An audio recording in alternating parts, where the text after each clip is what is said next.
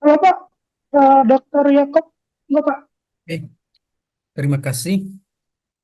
Saya coba menjawab tadi ya, ada konsep tentang kalau saya tidak salah memahami pertanyaannya, apakah kepala negara itu dipisah MK. dengan kepala Hmm, pemerintahan ya? ya Pak. Iya, kita kan menerapkan konsep negara kesatuan. Saya coba melihat akar teorinya terlebih dahulu ya. Ini perbedaan antara secara konseptual, konsep pemisahan dan pembagian kekuasaan ini berbeda antara John Locke dan Montesquieu ya. Kalau John Locke itu dia memisahkan antara kekuasaan politik dan kekuasaan monarki. Jadi dia tidak menghapus kekuasaan monarki yang dikenal dengan two treaties ya. Jadi ada kekuasaan monarki dan ada kekuasaan politik. Kekuasaan monarki itu berada di tangan ratu sebagai kepala negara dan kekuasaan politik ada di Perdana Menteri. Itu adalah kekuasaan politik oleh Perdana Menteri. Dan John Locke ini orang Inggris sehingga pertama kali negara yang pertama kali menerapkan ini adalah negara Inggris. Nah, berbeda dengan Montesquieu, dia tidak menggunakan memisahkan kekuasaan itu ya, tetapi dia membagi membagi kekuasaan menjadi tiga. Dalam pembagian ini, dia mengabaikan kekuasaan monarki. Dia tidak menggunakan kekuasaan monarki. Semua kekuasaan adalah kekuasaan politik, yaitu legislatif, yudikatif, dan eksekutif. Nah, ini mengilhami revolusi terjadi di Perancis. Prancis itu berapa kali revolusi itu karena pandangan ini. Ini juga diadopsi oleh Amerika. Di Amerika juga tidak ada kekuasaan monarki. Dia presidensial dan lalu kemudian yang anehnya di Indonesia ini juga kita adopsi. Kita tidak mengakui adanya monarki sehingga tidak ada kepala negara yang terpisah dari kepala pemerintahan. Di situ persoalannya, karena kita tidak mengadopsi, tidak menghargai bahwa kita ini adalah berasal dari negara yang dari kerajaan-kerajaan dan kita mengabaikan sistem monarki itu, kita memilih menggunakan teorinya Montesquieu sehingga tidak ada kepala negara terpisah dari kepala pemerintahan di Indonesia. Di Indonesia itu kepala negara dan kepala pemerintahan dijalankan dalam satu lembaga, yaitu lembaga kepresidenan. Nah, padahal idealnya tadi kalau posisi kepala negara adalah hakim, seperti tadi yang dijelaskan, itu harus terpisah. Karena tidak ada pemisahan itu, fungsi kehakiman itu berada di yudikatif. Seandainya itu dipisah, kehakiman berada di kepala negara. Seperti di zaman-zaman kerajaan Islam juga begitu. Nah, bagaimana mensiasati ini? Karena kita adalah mencoba mengadopsi sistem negara kesatuan. Kita makanya harus ada lembaga negara yang tidak berasal dari lembaga politik untuk mencoba mengimbangi kekuasaan politik yang dijalankan oleh presiden. Misalnya seperti MPR. MPR itu kalau dia adalah lembaga majelis kerakyatan, harusnya dia tidak dipilih melalui pemilu, sehingga dia akan menjalankan fungsi-fungsi yang bersifat alami. Dia akan mengontrol atau mencoba mengimbangi apa yang dilakukan oleh eksekutif dan yudikatif karena dia adalah non politik. Nah, sekarang kan semua lembaga di Indonesia kan lembaga politik. Semua dipilih. Lembaga-lembaga negara ini kan semua dipilih. Kalau tidak dipilih oleh rakyat, dipilih oleh DPR dan presiden. Jadi semuanya lembaga politik sehingga kita mengadopsi teorinya trias politika yang dikemukakan oleh Montesquieu. Nah, kalau kita mencoba memisahkan peran kepala negara dan peran kepala pemerintahan dalam dua lembaga, maka kita akan mengadopsi sistem monarki, bahwa kepala negara adalah presiden yang tidak dipilih, melainkan dari eh, nilai-nilai sejarah, nilai-nilai historis. Bagi saya tidak jadi persoalan ya, karena memang sistem presidensial kita menggunakan sistem negara kesatuan.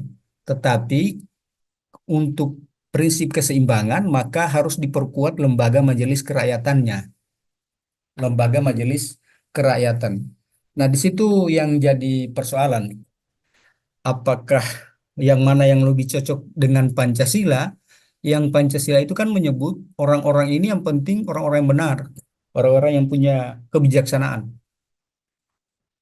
Sehingga harus ada satu lembaga yang tidak dipilih melalui proses pemilu. Apakah itu kepala negara, apakah itu majelis kerakyatan. Yang penting tidak dipilih melalui proses pemilu. Nah, kan di Indonesia kan banyak tumpang tindih penerapan undang-undang. Seperti misalnya gubernur, gubernur eh, atau bupati, bahkan kepala desa menggunakan PIN Garuda. Coba Anda perhatikan bahwa gubernur kan menggunakan PIN Garuda. Persoalannya ada satu pertanyaan. Apakah mereka ini adalah lembaga negara, gubernur, bupati, kepala desa, mewakili negara atau tidak? Ini juga harus secara etik kita mencoba memahaminya secara eh, substansi ya. Karena menurut hemat saya, PIN Garuda itu tidak sembarang dipakai. Itu hanya dipakai oleh lembaga-lembaga negara. Dalam pemahaman saya, lembaga negara itu adalah lembaga yang memiliki kekuasaan dan kekuasaan itu tidak bisa didesentralisasi atau tidak bisa dibagi. Misalnya DPR, MPR, Presiden sebagai kepala negara, itu kekuasaan mereka tidak bisa dibagi. Sementara gubernur, bupati, kepala desa itu menerima kekuasaan yang dibagi dari kekuasaan presiden sebagai kepala pemerintah.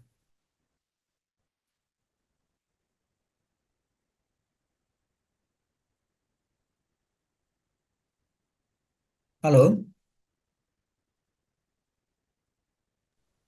Halo Pak, Iya, Iya, silakan. ada suaranya Ya. ya. iya jelas Pak suaranya. Iya, Oke. silakan Jadi Pak jadi Lutfi. ini sebuah kesalahpahaman dalam penggunaan PIN Garuda aja kita salah. Makanya Gubernur Anies Baswedan kemarin kan bertentangan dengan pemerintah pusat. Ini yang soal. Padahal dia itu menerima kewenangan yang dibagi dari presiden. Dia itu bukan lembaga negara loh. Mereka tidak berhak menggunakan PIN Garuda. Mereka adalah birokrasi, memang lembaga pelayanan masyarakat. Kalau kepala negara bukan lembaga pelayanan. Lembaga negara itu otonom, dia bersifat absolut. Nah, kemarin juga aneh, misalnya menetapkan daerah dalam keadaan darurat. Misalnya Gubernur Jawa Anies Baswedan, kemudian Gubernur Jawa Barat ingin menetapkan Jabodetabek itu adalah wilayah darurat COVID. Nah, ini kan kewenangan Presiden sebagai kepala negara. Menetapkan Kalimantan darurat, asap. Nah, ini juga kewenangan Presiden sebagai kepala negara. Gubernur tidak boleh. Masalahnya dia adalah birokrasi. Dia itu urusan pemerintahan. Karena kepala negara itu mutlak misalnya menetapkan perang, menetapkan kondisi darurat, punya hak prerogatif itu tidak bisa dibagi. Kewenangan-kewenangan itu tidak bisa dibagi dalam posisi dia sebagai kepala negara. Gubernur, bupati, dan lain-lain ke bawahnya itu menerima pembagian kewenangan dari presiden. Nah, bagaimana dengan KPK misalnya? Nah, ini juga agak aneh. KPK ini saya kurang jelas. Apakah KPK itu lembaga legislatif, lembaga yudikatif, atau lembaga eksekutif? Ini juga bingung saya. KPK itu memiliki kewenangan menyadap. Itu hanya kewenangan yudikatif. KPK juga memiliki kewenangan mensupervisi. Itu adalah kewenangan yang dibagi dari kewenangan presiden, kewenangan eksekutif. Sehingga tidak jelas jenis kelaminnya apa. Kalau kita bersandar dari teori trias politika. Nah, bagaimana dengan apa tadi? Badan Bank Indonesia.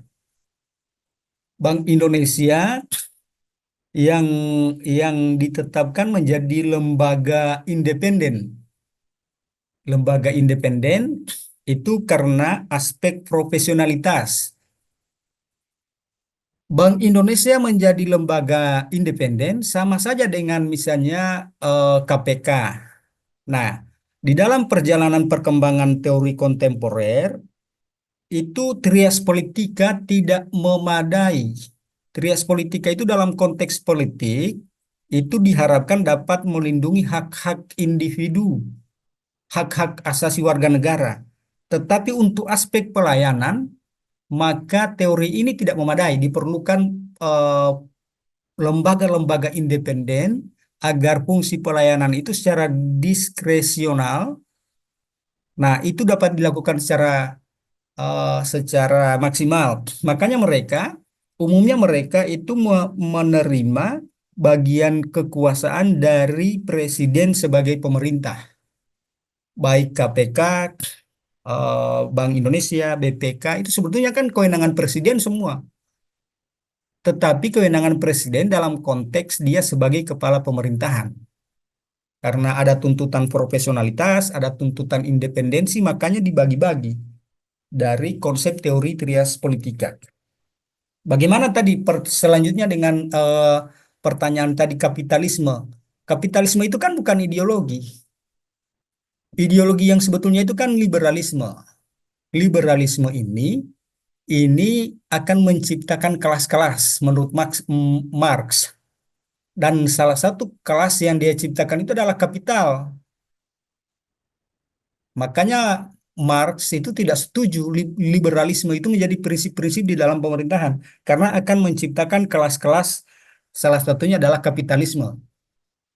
Nah, kapitalisme ini di tahun 1998 kan membuat negara kita chaos di tahun 98. Begitu Presiden Soeharto ingin mempertahankan kekuasaannya dan meminta dukungan dari negara Amerika, lalu kemudian dia terlibat perjanjian dengan IMF, menandatangani liberalisasi perdagangan, kapitalisme di Indonesia kan mulai menguat. Privatisasi perusahaan-perusahaan negara itu kan dikelola oleh privat dan pada akhirnya mendorong segelintir orang menguasai aset negara. Nah, ketika rakyat banyak diabaikan dan tidak bisa makan, nah ini yang membuat eh, sistem moneter kita rusak. Kenapa? Karena produktivitas kita turun. Karena hanya dikuasai oleh segelintir orang, oleh kapital. Bukan berarti kita menolak kapital, tidak. Tetapi kapitalisme ini membuat kita chaos di tahun 98. Karena produktivitas itu cara menghitungnya itu secara agregat, tidak dihitung per individu. Ketika orang banyak tidak produktif dan hanya diwakili oleh segelintir orang yang produktif, secara agregat itu akan melahirkan produktivitas kita justru rendah. Di tingkat rendahnya produktivitas kita, begitu ada persoalan eh, saham misalnya investasi di dalam negeri lari ke luar negeri, kita chaos. Ini saja kan kita tumbuh di 4,9 di triwulan ini pertumbuhan ekonomi kita ya. Dan kemarin kita masih tumbuh di 5, lebih. Nah, Pak Jokowi ini kalau strateginya Pak Jokowi, beliau ini ingin mempertahankan pertumbuhan melalui investasi, melalui kapitalisme. Memang salah satunya jalan untuk meningkatkan pertumbuhan itu dengan investasi. Ini secara ekonomi ya, mungkin lewat kapitalisme. tetapi juga mengabaikan pemerataan sosial, mengabaikan keadilan, mengabaikan nilai-nilai sosial. Makanya Pak Jokowi lebih banyak memberi bantuan. Bantuan diberikan itu untuk stabilitas ekonomi karena meningkatkan daya beli masyarakat. Bantuan-bantuan yang beliau berikan itu akan meningkatkan daya beli masyarakat dan pada akhirnya akan memberikan penguatan terhadap sistem ekonomi. Jadi kapitalisme ini kita harus hati-hati juga menerima. Karena berangkat dari tahun 98 itu justru kapitalisme yang terlalu luas itu justru menyebabkan kita tidak bertahan di tahun 98. Dan umumnya negara-negara yang tidak bertahan juga di Malaysia juga begitu, Filipina, Thailand juga chaos juga. Karena sumber daya kita rendah, kita dikuasai oleh orang-orang asing. Itu kalau kapital. Tetapi kapitalisme bukan bukan ideologi dan itu secara natural melekat di tiap diri individu kapital itu. Kapitalisme tidak bisa dihilangkan karena tiap individu juga memiliki sifat yang sama. Setiap individu itu punya potensi ingin menguasai orang lain karena kapital. Nah, maka peran negara, disinilah peran negara itu untuk mencoba mengerem. Tetapi di Indonesia kan tidak ada kebijakan pembatasan penguasaan lahan ya. Itu kapital sekali. Setiap orang bisa menguasai satu kabupaten. Dan hampir semua pertambangan kita kan dikelola oleh orang-orang besar juga, oleh pejabat-pejabat publik. Nah, di Indonesia ini sudah tidak jelas yang mana pemerintah, yang mana kapital. Karena dia pejabat publik juga dia adalah kapitalisme. Masalahnya di situ sudah tidak jelas saat ini yang mana kapital, yang mana pemerintah. Jadi menurut hemat saya agak hati-hati kita mencoba mengkaji tentang perbedaan pandangan John Locke dan Montesquieu kemudian di dalam konteks Indonesia. Makanya saya tadi mengusulkan ada 5 lembaga negara harusnya dia di dalam konteks Pancasila. Dalam konteks tetapi karena itu tidak diterapkan, maka saya menggunakan teori trias politika untuk menjelaskan ini. Karena teori ini yang diterapkan di Indonesia. Seandainya dia menerapkan teori John Locke, maka pasti ada kekuasaan monarki sebagai kepala negara di Indonesia. Terima kasih. Terima kasih Pak Dokter atas tanggapannya dari beberapa pertanyaan tadi. Mungkin Bang Kadar silakan Bang. Langsung saja Bang. Oke, baik, terima kasih. Saya langsung sekaligus juga ini eh, menambahkan dari Pak Dokter tadi. Jadi soal kepala negara justru kalau tadi teman-teman Bapak Ibu sempat memperhatikan, jadi mandat negara berdasarkan Pancasila itu tidak mengacu pada dua mazhab yang disebutkan Pak Dokter tadi, tapi memang asli orisinil Indonesia. Dan juga menjawab kebutuhan teoritis yang disampaikan Pak Dokter bahwa MPR RI dalam mandat Aspol itu sebagai lembaga tertinggi negara, dia bukan lembaga politik. Pun dengan presiden bukan lembaga politik karena dia bersifat mandataris MPR. Dipilih sesuai dengan kualifikasi yang mampu dan siap tadi bertanggung jawab terhadap 278 juta rakyat Indonesia tanpa terkecuali. Nah, perbedaan mendasar dengan sistem kerajaan adalah membuka ruang-ruang yang lebih orang sebut itu demokratis, yang selalu dikritik dari kerajaan karena bersifat elitis ya.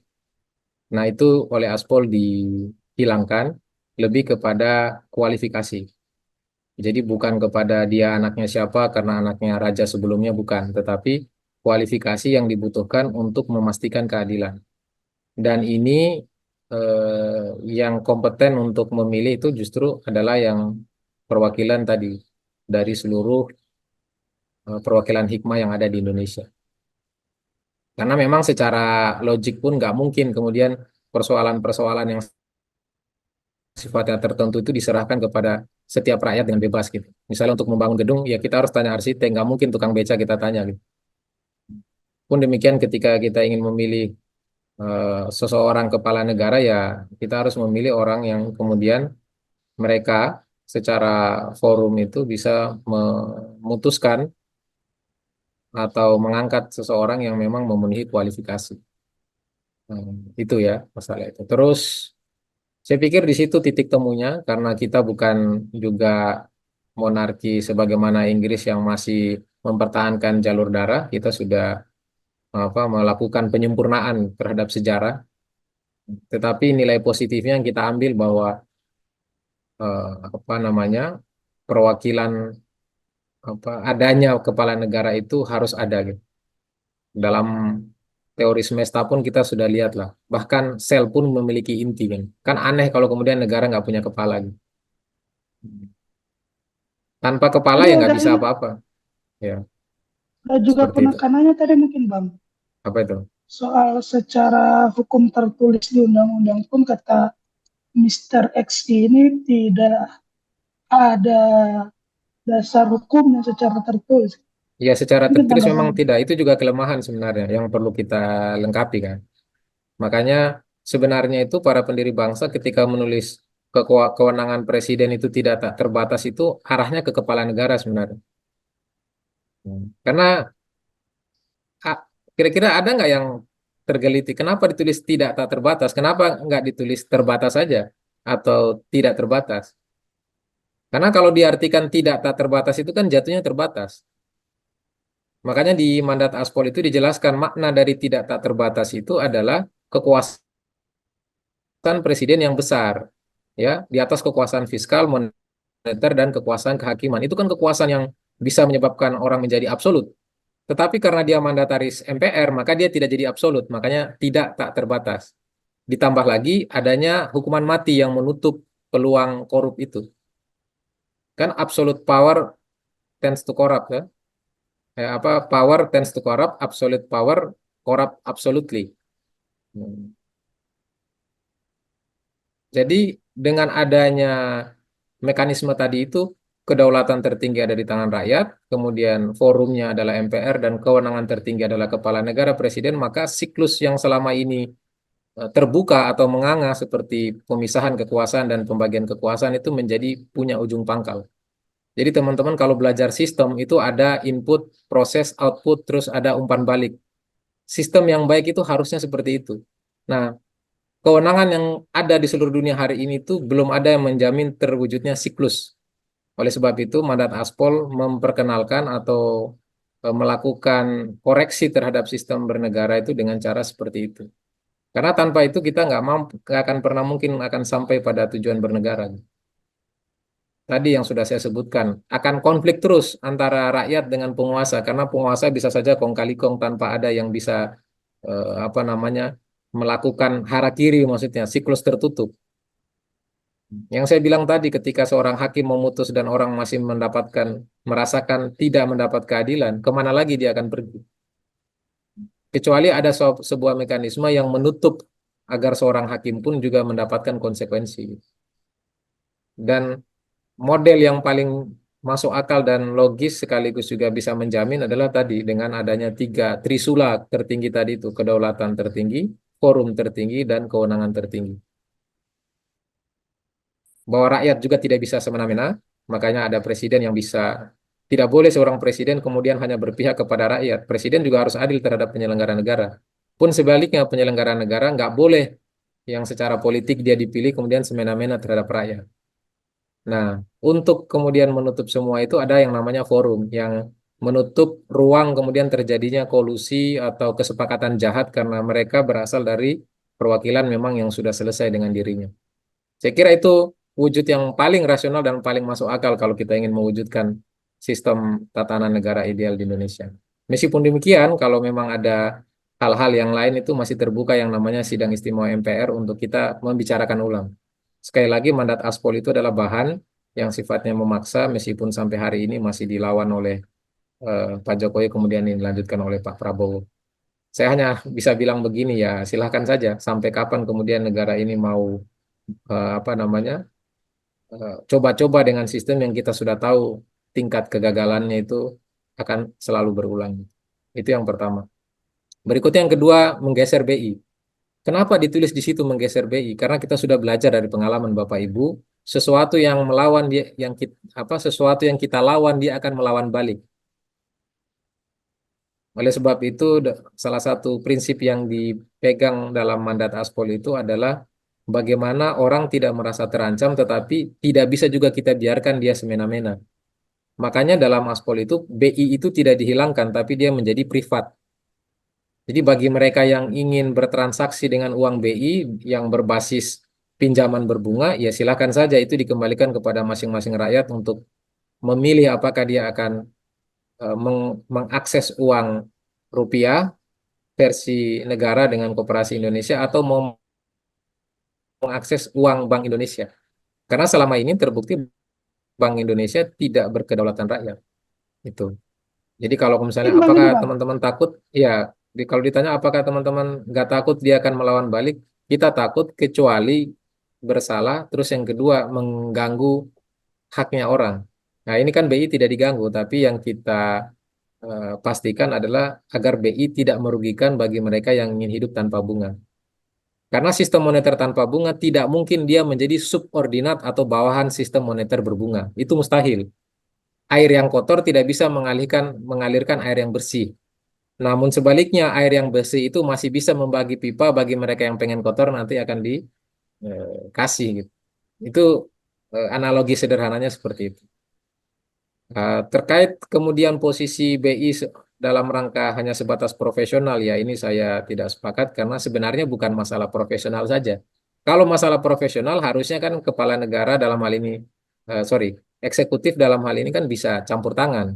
Karena eksekutif mewakili kewenangan kedaulatan rakyat, dia dipilih langsung, BI nggak dipilih langsung.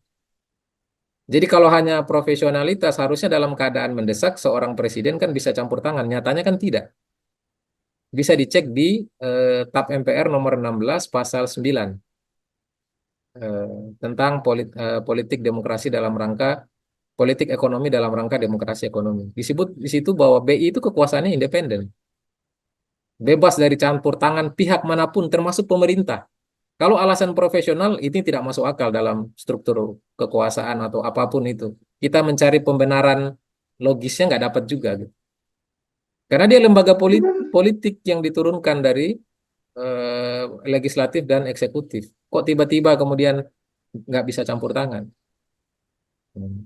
mungkin posisinya kayak KPK mungkin Bang. Kenapa? Ya termasuk KPK. KPK itu sebenarnya sebuah blunder juga. Bagaimana mungkin ada sebuah apa lembaga independen? Kan sebenarnya KPK itu lahir dari karena tidak efektifan sistem, makanya dia datang sebagai lembaga tambahan. Yang kemudian sebenarnya kalau Fahri Hamzah bilang ya kalau sudah selesai, sudah berfungsi semua ya bubarkan lagi gitu. Dan kita kan negara yang kesekian menerapkan KPK kan, kita juga ikut-ikutan aja di situ. Makanya sebenarnya dengan balik lagi kalau kita kenapa sih KPK ada kan bicara terkait masalah korupsi kan. Nah, korupsi itu awal mulanya itu dengan keterbatasan duit ya. Keterbatasan duit itu dimulai dari sistem moneter yang berbasis apa tadi? Komoditas. Ini sekaligus menjawab tadi yang tanya, loh, uang maksudnya komoditas gimana itu? Sederhananya begini Bapak Ibu. Jadi sumber daya kita yang utama ini hidup di dunia ini adalah hanya dua, manusia dan sumber daya alam. Dalam hari ini lahan. Uang itu muncul setelahnya Bapak Ibu. Nah sekarang uang itu menjadi komoditas baru yang kemudian orang untuk mengelola lahan harus membeli uangnya. Bahasanya itu pinjam kembali terus dikembalikan. Padahal asal mula sejarah uang itu kan untuk mempermudah pertukaran manusia, maka diambillah simbol sesuatu yang bisa menggantikan secara setara. Nah, kalau sekarang enggak, kita untuk mengakses uang ya pinjam. Itu bukti bahwa uang itu komoditi. Kalau dia hanya sekedar alat untuk memperlancar transaksi, ya sudah, dia dipakai hanya untuk mentransaksikan banyak orang, tidak diminta kembali seperti sekarang. Nah, kenapa hal ini terjadi? Ini erat kaitannya dengan pertanyaan keempat tadi soal kapitalisme, liberalisme, dan seterusnya. Apakah dalam ekonomi Pancasila tidak mengakui kapitalisme? Diakui, tapi dia tidak menjadi ism, tidak menjadi semacam tujuan akhir. Karena dalam kapitalisme itu kan penumpukan materi sebanyak-banyaknya yang bersifat individualis. Nah, ini bertentangan dengan sila kelima yang wujudnya itu keadilan sosial atau tujuan bernegara yang bunyinya kesejahteraan umum. Tidak ada di dunia ini yang menyebabkan yang menulis kesejahteraan itu dengan kata kesejahteraan umum. Yang ada itu kesejahteraan individual. Dalam prinsip liberalisme itu ya lu gue apa lu gue. Kalau dalam apa sosialisme yang menentukan itu adalah pemimpin. Ini juga membatasi ruang kebebasan orang. Oleh sebab itu dalam ekonomi Pancasila yang dimandatkan oleh Aspol itu adalah modelnya small area yang sifatnya gotong royong, di mana sisi komunalnya itu difasilitasi. Jadi setiap orang itu merasa merupakan bagian entitas dari yang lain. Saya sudah sering membahas di beberapa webinar-webinar yang lain. Saya mengatakan seperti ini. Manifestasi kita sebagai makhluk sosial dimanapun di dunia ini hanya berhenti di level keluarga. Makanya muncul kartel, muncul macam-macam. Itu sebenarnya kan motifnya itu untuk mempertahankan naluri paling dasar, mempertahankan komunitasnya. Dan komunitas terkecil hari ini yang masih bertahan itu hanya keluarga. Hari ini kita berkumpul misalnya di kampus itu kan hanya untuk kepentingan melindungi keluarga, bukan dalam rangka kepentingan kita membangun sebuah sistem sosial sebagai sebuah masyarakat. Siapa sekarang orang yang hidup berkelompok di Indonesia ini membangun sebuah satu kesamaan, kecuali orang yang tinggal di pedalaman seperti suku Baduy dalam itu. Kalau kita mau mencari bagaimana peradaban Indonesia yang asli, belajar dari suku Baduy yang mereka punya cadangan beras sampai 40 tahun. Nah, itu baru hidup sosial. Tapi mereka terpisah dari hidup kapitalistik karena mereka melepaskan diri dari sistem duit. Itu juga tidak sempurna. Sehingga dia tertutup, tidak terjalin dengan yang lain. Padahal kan kita mengembangkan persatuan itu. Jadi persatuan itu kan persatu-satu yang terjejaring. Nah, kalau kesatuan itu bahwa semua ini disebut Indonesia, gitu. Nah, Baduy kan memutuskan dengan luar, hanya mengambil sesekali, gitu. Nah, kita memperkenalkan ekonomi Pancasila itu namanya ekonomi terjejaring. Ada yang namanya small area, tetapi kita sadar bahwa small area ini nggak bisa hidup sendiri karena ada satu wilayah dia punya keunggulan kompetitif barang tertentu, tetapi dia tidak bisa menghasilkan barang yang lain. Makanya prinsip kapitalistik yang ada saat ini tetap dipertahankan. Bedanya ya barang-barang itu supply demand-nya itu terencana, tidak seperti sekarang kan. Pokoknya kita dipaksa didoktrin dengan kesetimbangan akan terjadi dengan sendirinya. Wah, red. Nggak ada kenyataannya. Yang ada nanti yang pemilik modal yang menyetimbangkan gitu. Nah, ini sudah banyak jurnal-jurnal artikel, bahkan di kampus-kampus Columbia University, di kampus-kampus besar yang mengagungkan liberalisme, kapitalisme, itu sudah mengakui bahwa kapitalisme itu tidak bisa menghasilkan kesejahteraan sosial. Mereka sudah mengakui kegagalan itu. Masa kita mau mau melanjutkan lagi? Atau sosialisme yang kemudian syarat dengan pemaksaan tadi yang orang menjadi tidak leluasa untuk berkarya. Orang melihat Cina ini luar biasa, mereka ini enggak, Cina itu sudah tidak sosialis seperti dulu. Dia lebih cair karena dia lebih fokus bagaimana bisa menguasai negara lain, sudah berpindah fokusnya sekarang. Makanya dia kembangkan itu tadi apa One Belt Road itu, apa jalur sutra itu kembali dihidupkan. Ya maksudnya apa? Untuk tetap aja conquer penaklukan. Nah, sementara ekonomi Pancasila itu bukan penaklukan, dia jejaring yang setara. Nah, tadi sempat disenting juga Pak Dokter tadi, jadi gubernur, bupati, jadinya itu akhirnya jejaring. Kenapa kemudian saat ini dibenturkan bahwa dia itu adalah apa menerima pelimpahan? Ya betul, tapi kan ada semacam kerancuan kita menerima pelimpahan, tapi dia dipilih langsung. Kita sebut apa? Bencong lah ya apa? Kita sebutnya itu apa? Kita tidak betul-betul lurus. Ya kalau memang dipilih langsung ya sudah dipilih langsung gitu. Dan di Aspol itu sudah disempurkan di situ bahwa hak budgeting itu ada di rakyat, bukan ada di DPR. DPR itu hanya merekap budgeting. Ah ini anu twist anu ya paradigm teman-teman ya. Ini kalau mau memahami ini harus pelan-pelan. Itu ada revolusi lompatan yang luar biasa di situ. Karena kita tahunya kan selama ini itu adalah people follow the money. Nah, Aspol itu memperkenalkan money follow the people. Perencanaan itu dimulai dari tingkat desa, teknisnya itu lengkap Bapak Ibu. Nanti akan menjelaskan ada orangnya sendiri nih yang lebih memang bidangnya di situ dan juga kebetulan juga pelaku dulu di pemberdayaan yang merekap, melakukan, menulis, ya, mempraktekkan, kemudian melakukan simulasi dan seterusnya. Jadi bukan hanya sekedar teori di kampus-kampus Bapak Ibu yang sifatnya baru rencana, tapi memang sudah dipraktekkan hanya berhadapan saja dengan sistem negara yang masih nggak kompatibel seperti itu. Nah, nanti kita bisa diskusi panjang lah soal ini bahwa jadi apa yang didorong oleh pemberdayaan atau aspirasi politik ini kita anggap itu sebagai tanda kutip ya, itu sumbangan kami lah untuk peradaban di Indonesia gitu. Nah, selebihnya ya ada forum yang secara hukum bisa kita manfaatkan gitu. Ya tergantung nanti Bapak Ibu sekalian apakah mau memanfaatkan itu hanya atau hanya menunggu saya sebut itu kehancuran. Ini saya tidak ingin mendahului apa takdir atau macam-macam. Ya kebetulan saya juga dulu di tesis saya itu soal simulasi gitu. Orang kan melihat, wow ini akan seperti ini, Indonesia akan maju ini karena berbeda ini dari yang sebelumnya. Teman-teman kalau mengerti struktur negara, terus mengerti bagaimana negara ini di running, siapapun orangnya dengan model seorang presiden nggak berdaya terhadap duit, dia pasti akan berutang atau minimal dia akan melakukan investasi. Nah, di mana-mana investasi tidak ada sejarahnya yang menguntungkan Indonesia sampai hari ini. Karena posisi kita selalu pasti lebih lemah, Bapak Ibu. Freeport kita bisa ambil kembali, tapi setelah habis. Ayo sebut satu investasi yang sifatnya besar. Nah, coba lihat satu lagi Bapak Ibu. Misal kayak proyek strategis nasional pembukaan lahan sawah baru di Papua. Tinggal menunggu waktu itu akan menjadi semacam wabah baru sebagaimana dulu yang terjadi di Kalimantan. Karena kita melihat itu seolah-olah kita yang dikasih kewenangan itu yang lebih tahu apa yang harus dilakukan. Ini lagi-lagi terjadi karena paradigma kita membangun ini paradigma bottom up, apa paradigma top down. Ada dana desa dan seterusnya, tapi ya itu hanya sekedar bagi saya itu gula-gula lah untuk apa menyuruh agar anak-anak ini diam lah, nggak usah banyak protes ini tak kasih duit kamu. Tapi tidak mengubah pola secara struktur, secara fundamental atau radikal. Seperti itu Bapak Ibu sekalian yang bisa saya sampaikan. Saya kembalikan.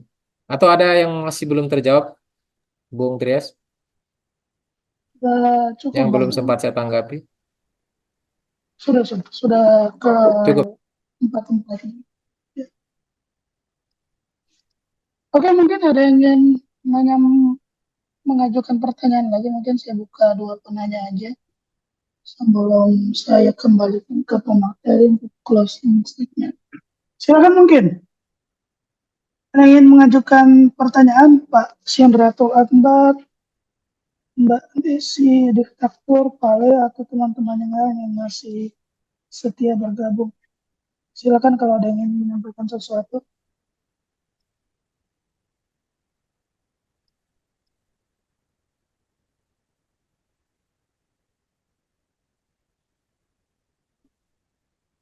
Monggo.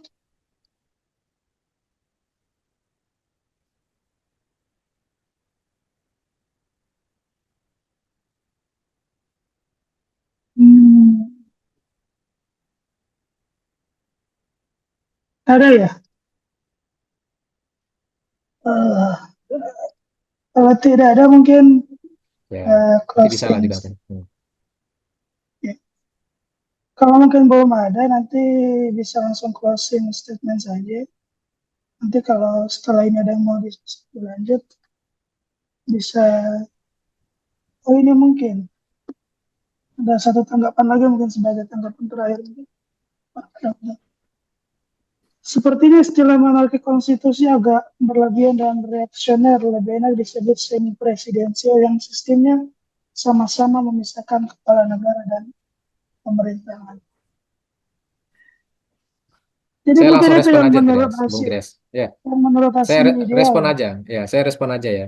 Jadi maksudnya monarki Oh, konstitusi itu, monarki itu maksudnya kan kalau secara harfiah ya, sebenarnya tidak ekstrim aja. Tidak ekstrim. Hanya kita saja yang tidak terbiasa. Jadi jangan fokus pada sebutannya, meskipun itu sebenarnya secara sebutan juga sudah dipertimbangkan. Jadi monarki itu artinya ada kekuasaan tertinggi. Makanya ditutup dengan konstitusi bahwa dia dipilih secara konstitusional, tidak berdasarkan genetik dia lahir dari anak seorang raja atau seorang presiden terus diturunkan. Itu sebenarnya. Jadi maksudnya monarki konstitusi itu dia secara konstitusional itu ada prosesnya, bukan kemudian penunjukan langsung. Jadi ada demokrasi di dalamnya gitu.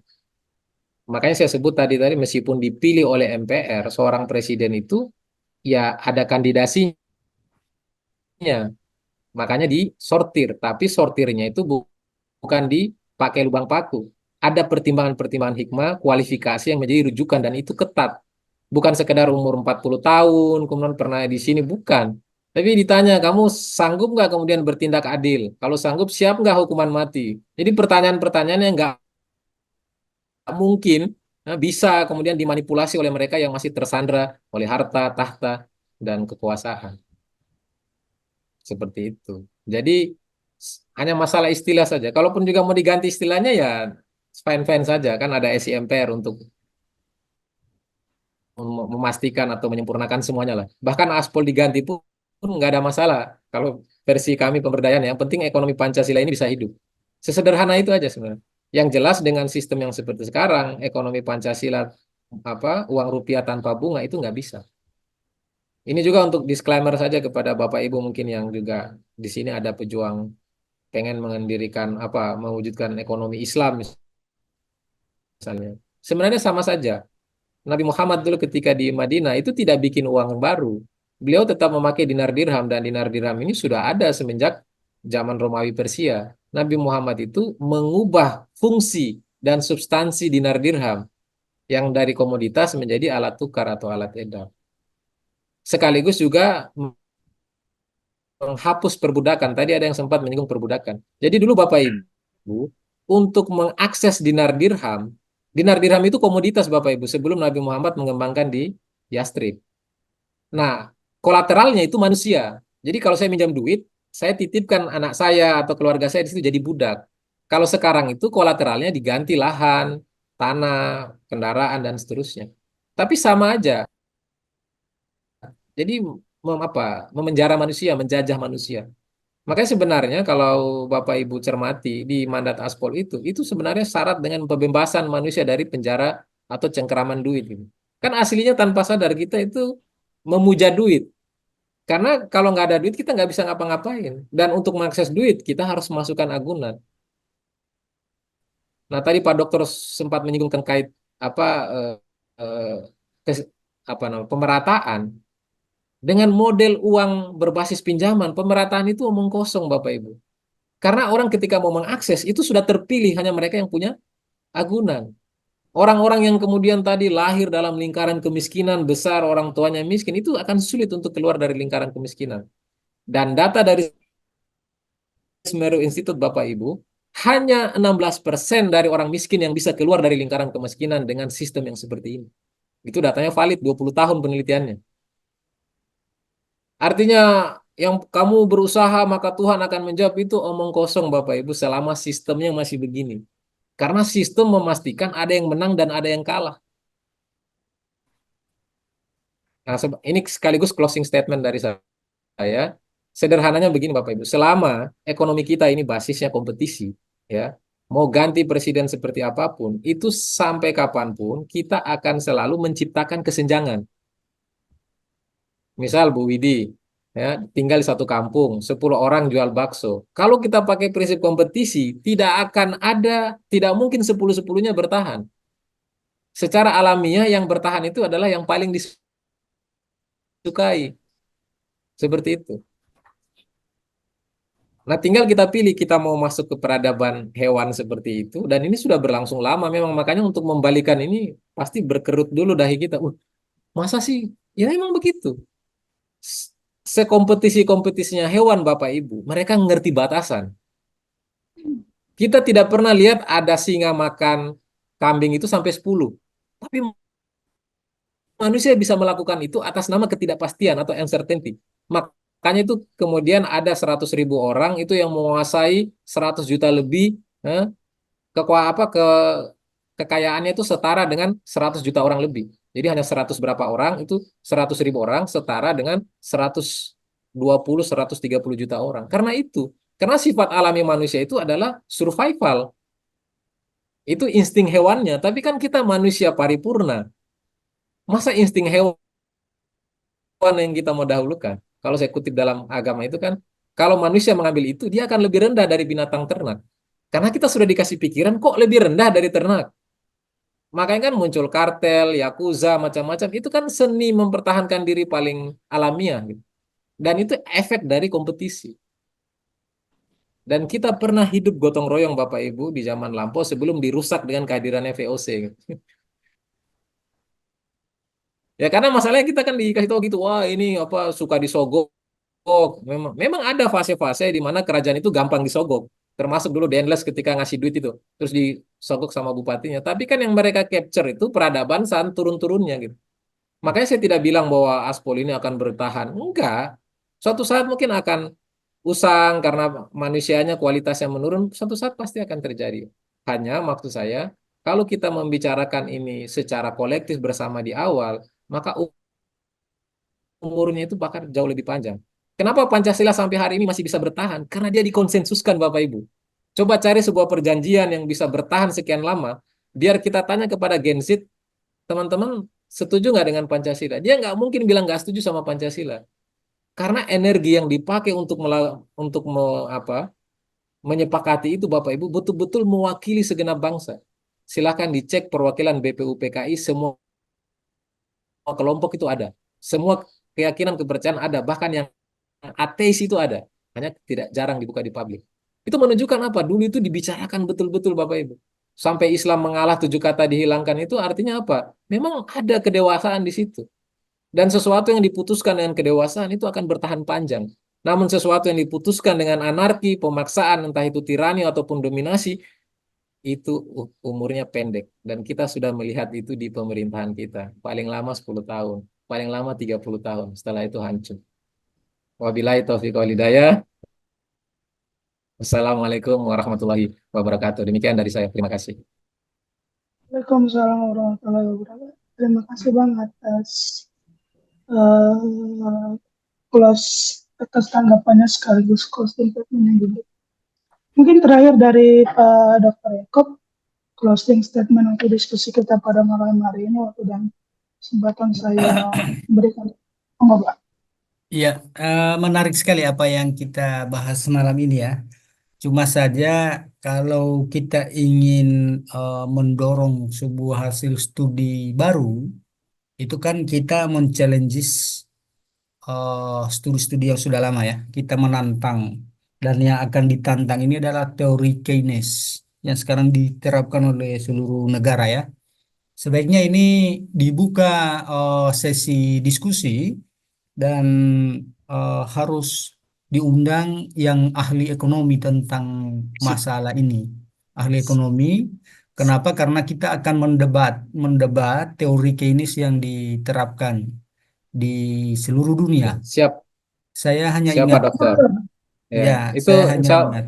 insya Allah itu ada Pak Dokter. Nanti mungkin bisa Ada sesi diagendakan sama selanjutnya Pak. Bu Widi. Ah. Dan ada yang lebih kompeten dari saya Pak, urusan itu. Ya, ya, Baik, terima karena kasih. saya menyadari ini akan men-challenge sebuah teori besar. Sehingga niat baik ini mudah-mudahan bisa kita debatkan dengan para ahli-ahli yang memang kompeten di bidang ekonomi, sehingga kita lebih mendapatkan wawasan yang lebih akurat.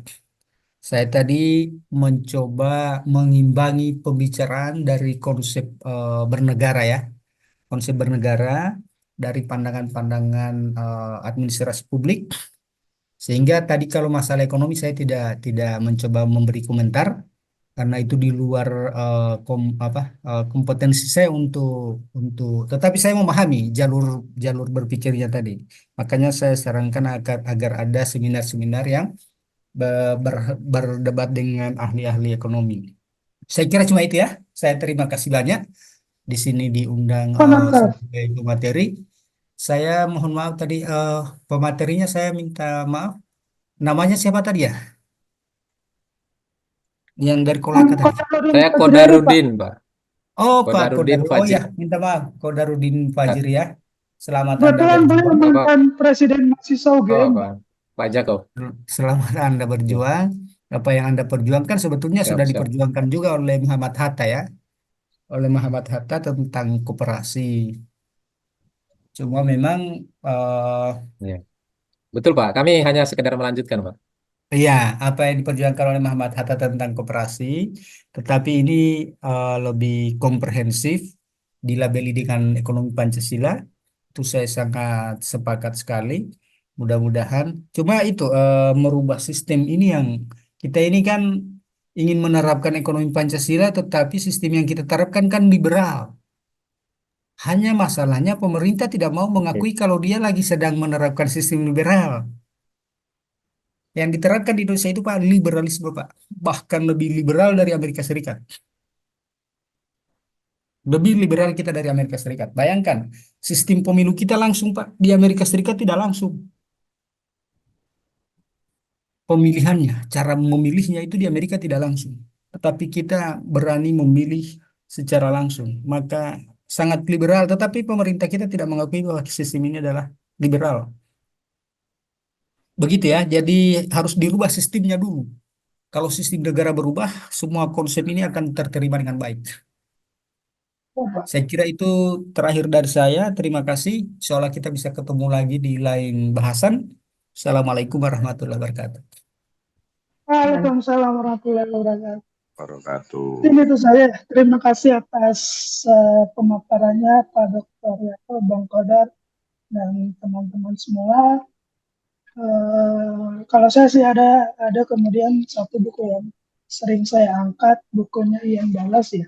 The Entry of City itu menurut saya buku yang sekarang sangat relevan untuk dibaca tentang matinya demokrasi, matinya sistem kerajaan, kapitalisme dan lain gitu yang kemudian saat ini kalau menurut Ian Dallas itu ya state sekarang sudah dikendalikan oleh para bankir di seluruh dunia gitu. Kalau di Indonesia seperti yang disampaikan Bang Kadar tadi, yakni ya BI itu sendiri gitu dengan akadnya, dengan sistemnya, termasuk dengan perjalanan sejarahnya yang berasal dari VOC gitu.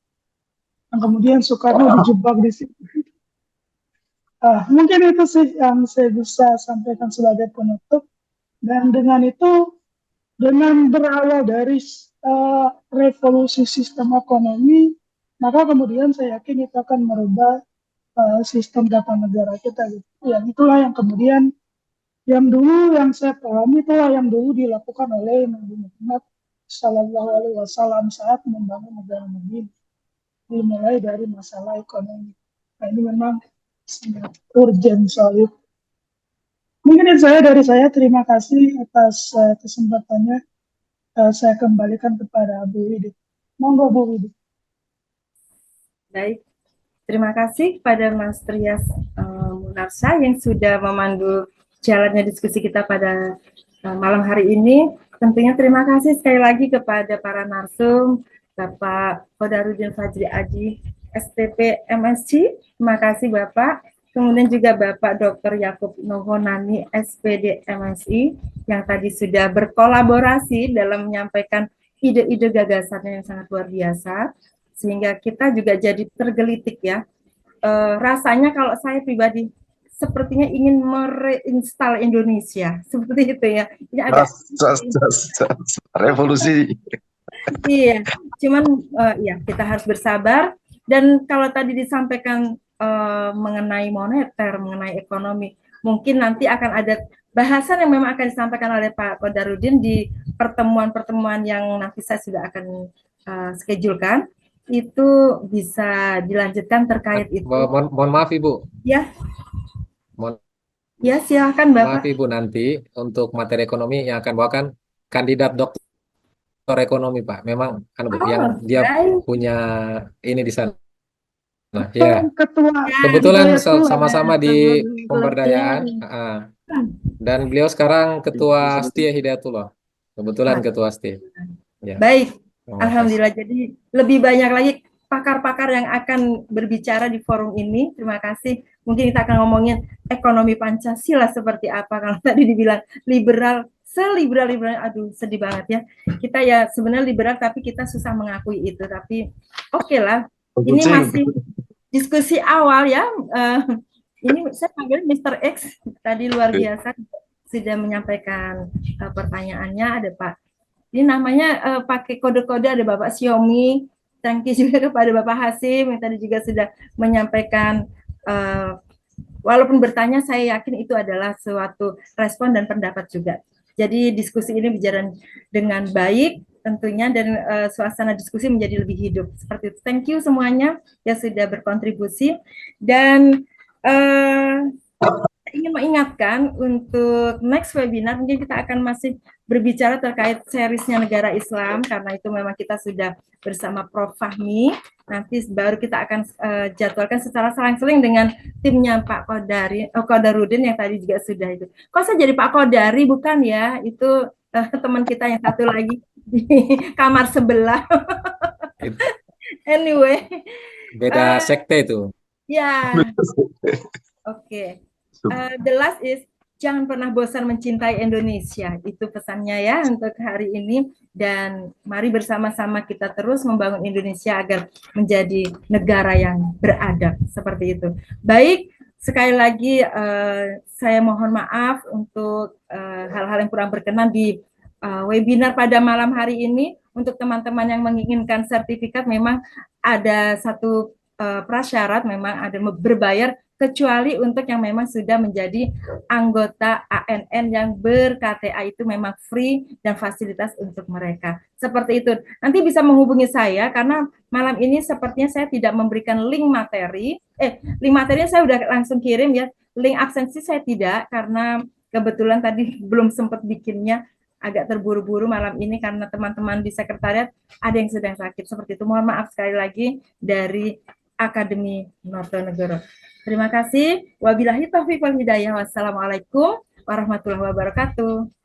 Waalaikumsalam warahmatullahi Matur nuwun. Waalaikumsalam warahmatullahi wabarakatuh. Rekamannya ya Bu, Ya, teman-teman mahasiswa juga. rekamannya nanti ya. Makasih Mas Rias, Pak Kodar. Ya Bu, minta rekamannya Bu ya Bu. Terima kasih Rekaman semuanya. malam ini. Izin Siap, rekaman nanti akan ya, di-share makasih ya Ibu Tati. Ya. Kita siapkan Oke. rekamannya, nanti akan di-share linknya. Baik. Ya, terima Oke kasih. Bu. Terima kasih. Oke, Assalamualaikum selamat malam warahmatullahi semua. wabarakatuh. Selamat istirahat. Saya akhiri. Terima kasih.